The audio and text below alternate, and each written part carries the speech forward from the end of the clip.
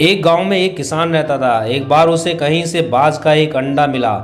उसने वह अंडा मुर्गी के अंडे के साथ रख दिया। मुर्गी उस अंडे को अन्य अंडों के साथ सहने लगी।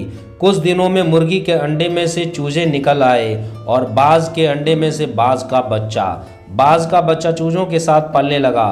वह चूजों के साथ खाता पीता खेलता इधर उधर फुदकता बड़ा होने लगा। चूजों के साथ रहते हुए उसे कभी एहसास ही नहीं हुआ कि वह चूजा नहीं बल्कि बाज है। वह खुद को चूजा ही समझता था और हर काम उन्हीं की तरह करता था। जब उड़ने की बारी आई तो अन्य चूजों की देखा देखी वह भी थोड़ी ही ऊंचाई तक उड़ा और फिर वापस जमीन पर आ गया। उसका भी ऊंचा उड़ने का मन करता, लेकिन जब वह सबको थोड़ी ही ऊंचाई तक उड़ता देखता तो वह भी उतनी ही ऊंचाई तक उड़ता।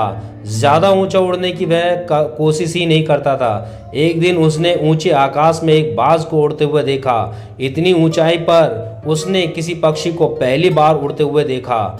उसे बड़ा आश्चर्य हुआ। उसने चूजों से पूछा, वो कौन है भाई जो इतनी ऊंचाई पर उड़ रहा है? चूजे बोले, वो पक्षियों का राजा बाज है। वह आकाश में सबसे ज्यादा ऊंचाई पर उड़ता है। कोई दूसरा पक्षी उसकी बराबरी नहीं कर सकता। यदि मैं भी उसके जैसा उड़ना चाहूं तो?